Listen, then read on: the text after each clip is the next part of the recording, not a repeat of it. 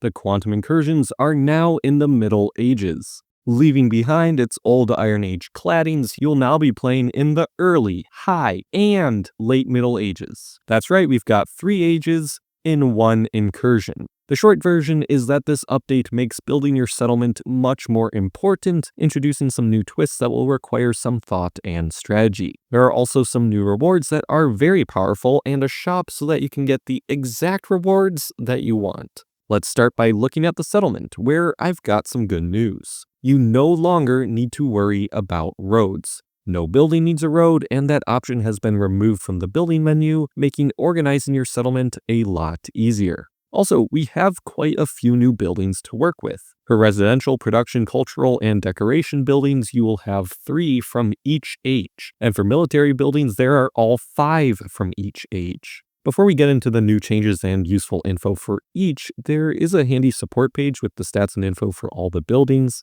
I'll have it linked in the description. Fair warning, it will sound and look a lot more complicated than it actually is when you're playing the game.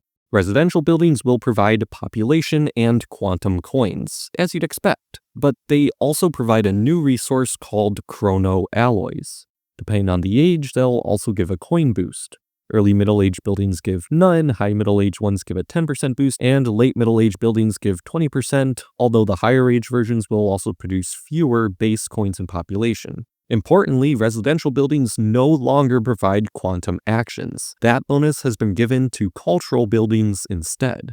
Within each age, there are 3 residential buildings. As you'd expect, the more expensive ones will give more coins, alloys, and population. However, those more expensive ones in each age will also cost some chrono alloys on top of the normal coins and supplies required to construct them. Euphoria, the happiness system in the incursions, still affects productions like coins and will also affect chrono alloys. I'd recommend always trying to have maximum euphoria when possible so that you don't miss out on any of that rare resource. In case you're curious, these 2 charts show the residential buildings ranked on coins and population per tile. Note that this doesn't include the coin boosts the buildings can provide, as that will change based on the quantity of residentials you have placed. So this chart doesn't really show the whole picture of what matters. Production buildings will give you supplies and chrono alloys. That's right, both residential and production buildings will be giving chrono alloys as part of their productions. Also, just like the residentials, the higher age versions will provide supply boosts, but fewer base supplies, and there are 3 from each age, with the more expensive ones giving higher productions, but costing some chrono alloys. Seeing a theme here? Now, unlike the residential buildings, which are all 2x2, the production buildings are a bunch of different sizes. These charts show them ranked on supplies and chrono alloys per tile, not including the supply boosts the higher age buildings have. The big takeaway here is to stay away from farms. They're just not worth it, ever. Cultural buildings will give euphoria just like they did in the Iron Age incursions, but they will also be gaining the quantum actions that the residential buildings lost. In terms of per tile efficiency, the early Middle Ages pillory comes out on top, beating the higher age buildings handily for both euphoria and actions. For decorations, they'll still give army boosts and will require euphoria to place. These really haven't changed much since the Iron Age incursions. For each age, there's one that gives attack boosts, one defense, and one gives both. The higher age versions cost a little bit more, but give more total army boosts. Be aware though, that doesn't necessarily mean optimal army boosts per tile. The high Middle Ages decorations do fairly well if you're looking to maintain a lower cost option for a single type of army boost. Goods buildings are also basically the same as before. The one thing of note is that there are still only 5 goods buildings, and they all cost the same and are used the same. There's no difference between the goods from different ages or anything. I'd recommend always choosing the Beekeeper, Ropery, and Gunpowder Manufactory, as they are the smallest goods buildings and so are the easiest to fit into your settlement. No need to choose a big building that's harder to fit if you don't need to.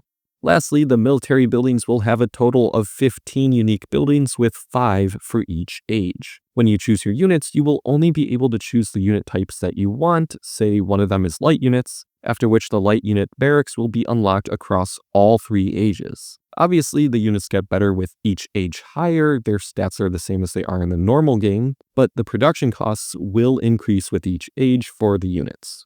When looking at the settlement as a whole, buildings will cost more than they used to in the Iron Age incursions, but you will also be starting with significantly more resources, a base 450,000 coins and 75,000 supplies. You'll get 20 of each good, 8 of each early Middle Age unit, and 0 Chrono Alloys. Note that if you've got any buildings or items providing Quantum Incursions units, those units will be only from the early Middle Ages. You can only get higher age units by producing them in your settlement. We'll loop back around to the settlement when talking about strategies and tips, but for now, let's turn our attention to the map, which is where the actions happen. The biggest change is that the map now has a new background. I'm not even joking, that's the biggest change. The map layout should look pretty familiar, with the one exception of the unit donation nodes being removed. The army boosts of the enemies for each node and difficulty have not changed, and there are still 12 difficulties that will increase at midnight each day. On top of that, the enemy armies will start as early Middle Age units, high Middle Age units will appear on difficulty 6, and late Middle Age units will appear from difficulty 9 on. It's really easy to be caught off guard by that timing, so be aware of it. Also, a slight change in the user interface has moved the inventory, message center, and guild ranking to be hidden in this expanding menu that you can show via this button. It's kind of funky, but if you're looking for where those things went, it's right here. Of course, you're likely playing the incursions to get some nice rewards. You still get the end of season reward chests and the rewards from ranking. Those haven't changed other than the buildings available in each being updated to the newer version.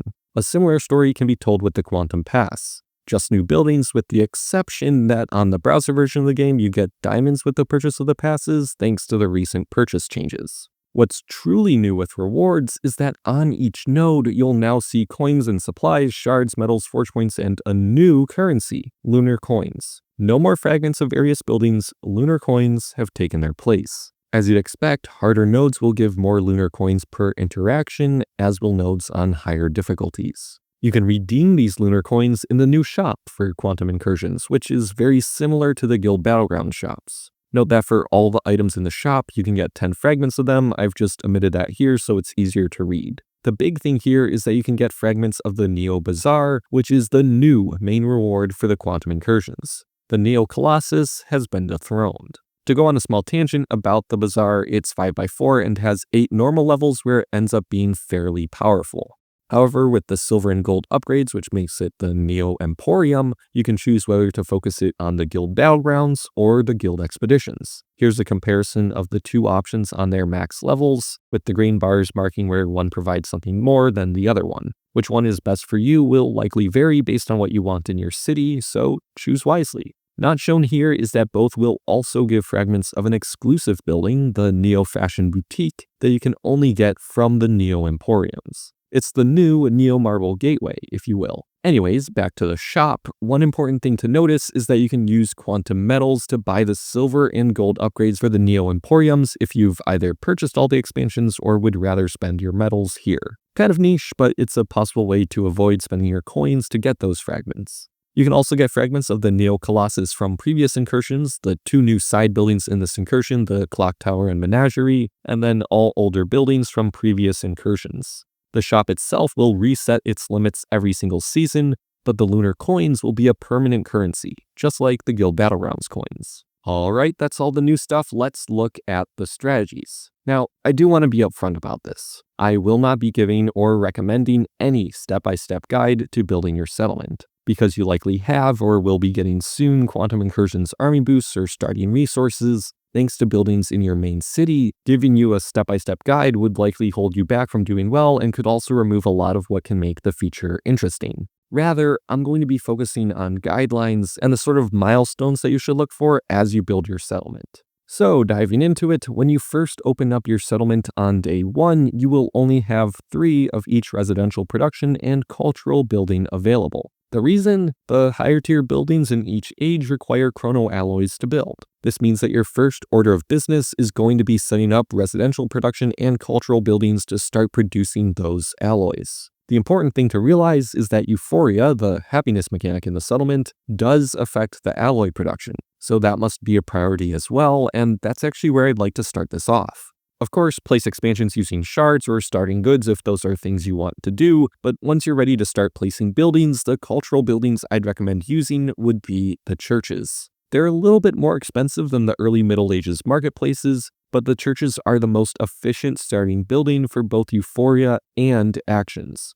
Moving on to our residential buildings, something important to notice is that all the buildings from the same tier provide the same amount of Chrono Alloys per production. So all the tier 1 buildings you have at the start produce 10 alloys per production, and alloys really are the limiting factor in how fast you can access better buildings in your settlement. For that reason, estate houses would actually be the best starting residential for Chrono Alloys, as they have the lowest population provided and therefore the least impact on your Euphoria. However, they also provide the fewest amount of coins, so you'll have to find a balance of lower age residentials to keep a steady coin production. Personally, I haven't found the mansions that impressive and have mostly stuck to just multi-story and estate houses, but feel free to experiment. Moving on to production buildings, this is a little bit more straightforward as you only have 2 choices. Again, ignore the farm. Both tanneries and breweries cost the same amount of population and are the same size, making them only different by their supply production and possibly supply boosts. While there is technically a way to use math to make it all optimized and everything, a good rule of thumb that I've found at the start of the settlement is to try and have equal numbers of both tanneries and breweries, although tanneries will be cheaper to place down.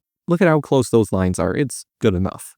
As the season goes on, you'll want to be replacing buildings as soon as possible with the higher tier versions, especially the residentials and production buildings. Those higher tier versions will cost some Chrono Alloys, but they will also produce significantly more Chrono Alloys that you'll need down the line. From my experience, you generally end up producing more coins and fewer supplies than you need, so I'd recommend building the better production buildings before residentials. The second tier of buildings in each age are improvements over the first tier, but I would recommend not building too many of them. They are more of a stepping stone to getting some more Chrono Alloys and resources to place the final third tier of buildings, not something that you want to convert your entire settlement over towards. You'll also want to watch out for the breakpoints where the units change on the map and prepare for it. Difficulty 6 is where the units switch to High Middle Ages ones, so having some units from that age or the Late Middle Ages before then would make fighting easier, but I'll touch more on fighting specifically a little bit later on.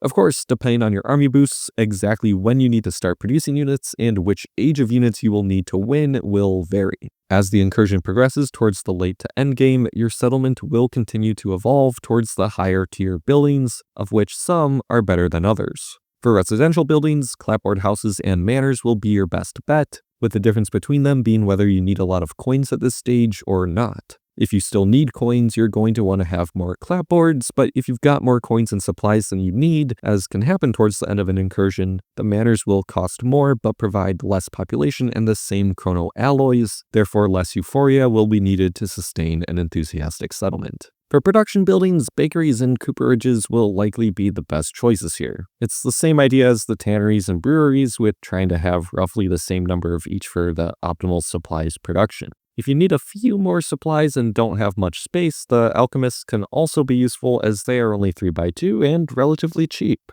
For cultural buildings, it all tends to move towards pillories. These are the most efficient per tile for providing Euphoria and actions. However, if you've got extra space in your settlement and want to save a little bit on the Chrono Alloy it takes to build cultural buildings, the Late Middle Ages cartographer could be useful to fill in space. Think quantity over quality here. For the decorations, and this goes for the whole settlement, I'd really only consider placing the High Middle Ages single boost ones, the signpost and gargoyle. They're not too expensive in terms of any of the resources, and are fairly efficient per tile. The only ones that can beat them out are the flag and nautical statue, but they cost significantly more Chrono Alloys and resources. If you do have the resources and are low on space, the more expensive ones are not a bad option, but you could buy 4 to 5 of the signposts or gargoyles for every one flag or nautical statue. Depending on your existing army boosts and your skill at fighting, the general progression across many seasons and championships for your settlement will be to build fewer and fewer decorations over time, with more of your late game settlement being given over to cultural buildings, specifically pillories, in order to get the most actions to spend on the map. Remember that this is a gradual process, not necessarily something you'll be able to achieve from day one.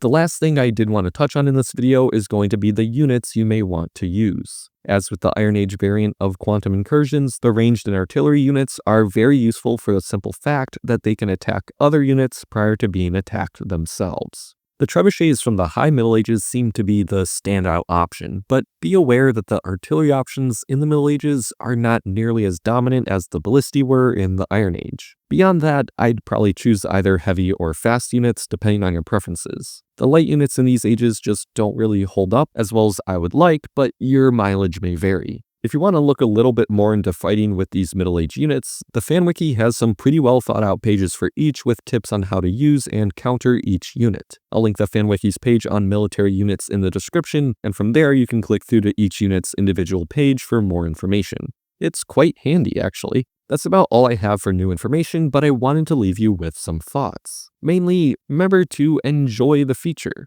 Don't be too focused on having a crazy optimized settlement right from the first season. Play it for a few seasons, learn how the new multiple ages of buildings and units feel, and what works best for you. It's definitely going to be a little bit different from the Iron Age, as you'll need a bit more thought spent on your settlement, but if you take the time to understand how everything works together, you may just find it more rewarding. Anyways, I hope you learned something from this video. If you've got any questions, strategies, or tips, feel free to drop them in the comments below or over on my Discord server. The link to join it is in the description. Good luck in this new iteration of the Quantum Incursions, and as always, I'll see you all next time.